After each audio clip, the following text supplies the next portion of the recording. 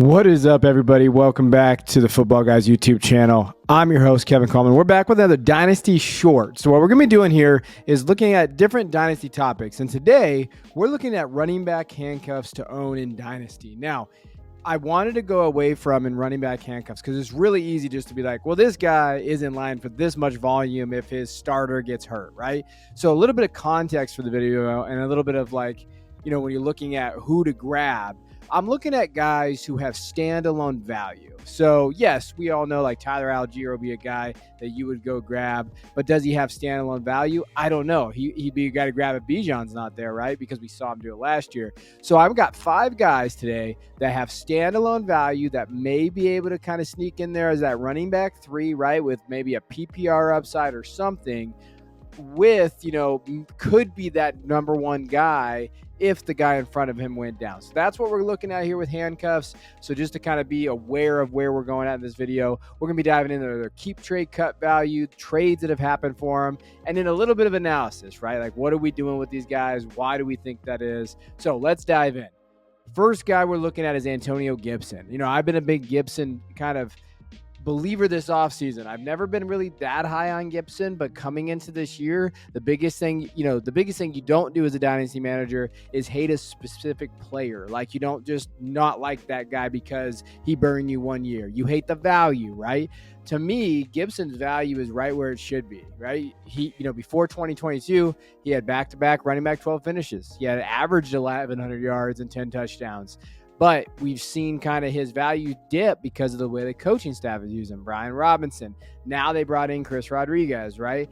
But I think one thing that you have to see is that when he was the number 1 guy last year, when Brian Robinson wasn't there for 2 of those games, he was a top 15 guy.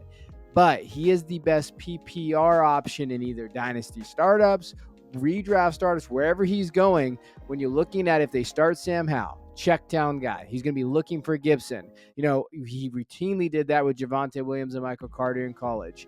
He also can be their safety blanket, right? And I think with Eric Bieniemy being there as that offensive coordinator, what he did with Jerick McKinnon, like all of those things kind of like, the utilization of receiving backs, it all fits to Gibson, right? And he feels like a smash at that ADP. I think that he could realistically challenge to be that number 3 target getter on this roster. And he led, last year he had career highs in receptions, targets, everything that we saw from him. And we know that he has that receiving upside.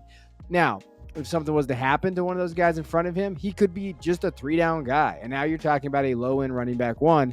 I do think he has standalone value with that receiving option. Now, his keep, trade, cut value, running back 34. And that's pretty low comparable. And if you look at some of these deals, Antonio Gibson, Juwan Johnson for Dalton Kincaid. Now remember, all these deals that you see today are 12-team PPR, just super flex leagues. So when you're looking at that deal, I don't hate that deal. I like the Kincaid side if it's like tight end premium or if you really need that tight end. But there is some upside to drafting in Gibson or getting Gibson and Johnson as kind of value plays, right? Kayshon Boutte at 24 fourth for Antonio Gibson. Kayshon might get cut. We don't necessarily know what's going on there. And a 4th for Gibson, don't hate that, especially if you're a contender and you're looking for that running back upside. Second guy is Samaje Perine. I've been touting him since November. I think I did it on this show. I know I did it on a Fantasy Pros podcast that I went on and guested on. I said, hey, there's a guy that you should go grab. Perine to me is that guy. When you're looking at what he does, we don't know what's going on with Javonte. I know that he has positive reports. So did J.K. Dobbins last year. Then look at how his season started, right? So when you look at him, he could take over very early in this backfield, and you've seen that ADP definitely jump up. He ran from like 17th round to 15th round to now he's in that 13th round.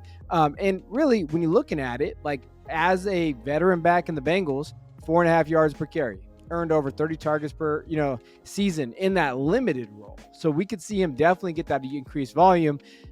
And in reality, if Javonte's not healthy, he's got Tony Jones, Crockett, Tyler Beatty there.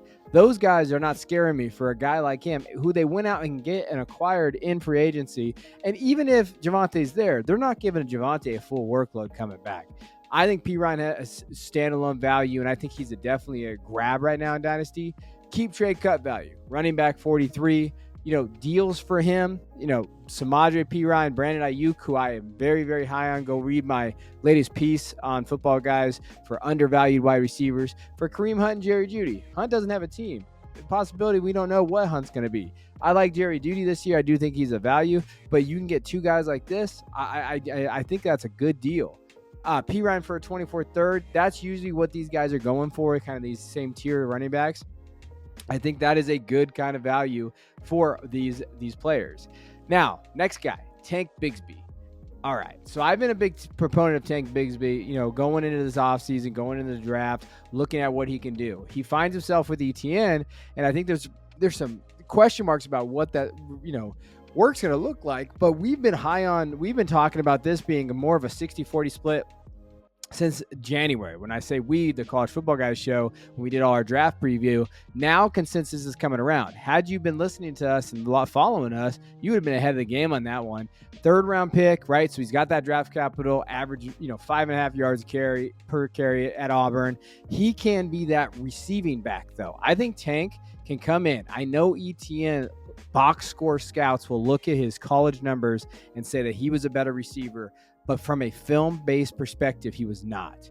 Okay, ETN struggles as a pass catcher. He struggled with drops last year. Tank can definitely step into that role. Now, if he steps into that role and then gets some goal line work, we're talking maybe about a 50-50 split. And for fantasy purposes, Bigsby could be the guy that you want, right? I think he can beat out Hasty and Johnson. I really feel like Bigsby can take that next step. They did that draft capital. We know Doug Peterson likes his running back by committees. I think Bigsby can be that guy that gets those touchdowns. Now, as far as his value go, I love his value right now. Running back 39. I'll take that value all day for a guy like Bigsby, who, in my opinion, if ETN did go down, right? So he has that standalone value like I just talked about. But if he does go down, you're talking about a league winner, right? And I don't say that lightly. I think this is a guy that really can step in and assume that role. Now, deals for him, Tank Bigsby, McCole Hardman for Rondale Moore, Daniel Bellinger. I like Moore and Bellinger, but Tank could be that running back that you're looking for, right?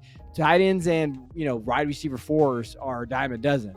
Running backs like Tank are not. Hardman, I wouldn't want. I'd try to get something to replace him there, but I do understand the deal. Tank for a 24 second. So you're re-rolling, right? You say, hey, I can get a 24 second. Maybe I like the 24 class a little bit more for Tank. I'd roll with Tank and still, just based on value and based on landing spot. And we already know his draft capital, right? I think that's the key there.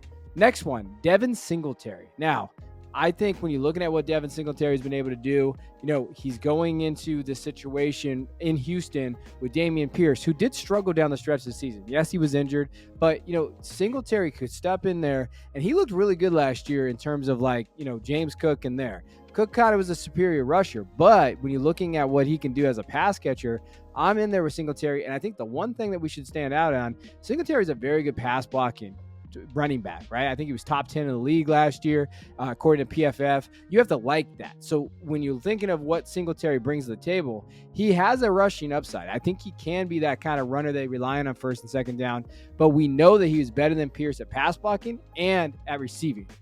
If you know that, then you're looking at, hey, has standalone value in an offense that they need to go win this year. We're not talking about an offense that's not going to try to go win. They don't have their, when you're thinking about what their draft picks look like next year. So I think Singletary can step in there. I think he can actually flourish in that role.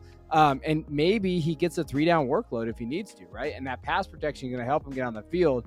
I understand it's going to be a 1-2 punch, but Singletary, again, those handcuffs to own. Standalone value can be that guy. As far as his value, running back 49 is about the cheapest guy on this list. We think about what he's going for right now. Devin Singletary for a late second. Jalen Hyatt, those type of players. Next one, a second, and Singletary for Dulcich, depending on what you think of Dulcich moving out. Do you think he's going to take that breakout? Again, this is not tied in premium, so where are you at? But I do think Singletary is a fun ad based on his keep trade cut value. And again, keep trade cut is not a gold standard, but it does give you values, and you understand your league mates, and if they use it, you can use that to your advantage. Last one, A.J. Dillon. He's been on this list forever. I know that he's kind of been one of those things where he didn't really reach those expectations, right? So we're thinking about, hey, he's going to have that red zone role. He's going to score. He's going to do this.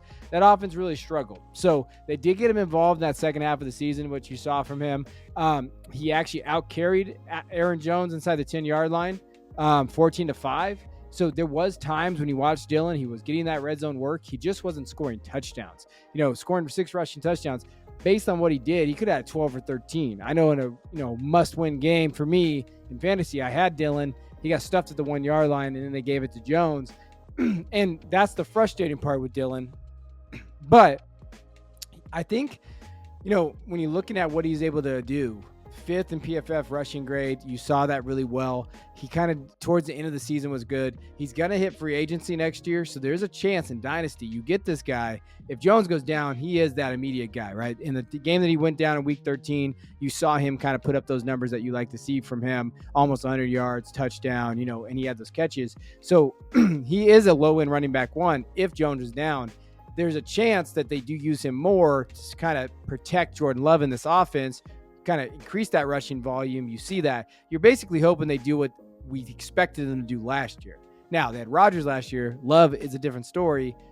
How does that look? But again, in Dynasty here, I think he's a fun running back 3 type area. Like maybe he can give me that standalone. And then next year, you're going to see maybe a shoot up in value if he does go to a place where he can be that running back 1, and you're looking at in free agency where that looks like. Now, as far as value right now, running back 33. And again, this is why we're talking about these guys. Really, really fun value, especially because I think they're pretty cheap and you can go grab them and their value is going to increase. I'm always trying to give you people that I think and players that their value is going to increase, and then you can kind of move them and do whatever you need with them, right? I'm not talking about guys that are just going to stand alone on your roster, but it gives you options. You don't want to have a dead asset that's not going to give you any options.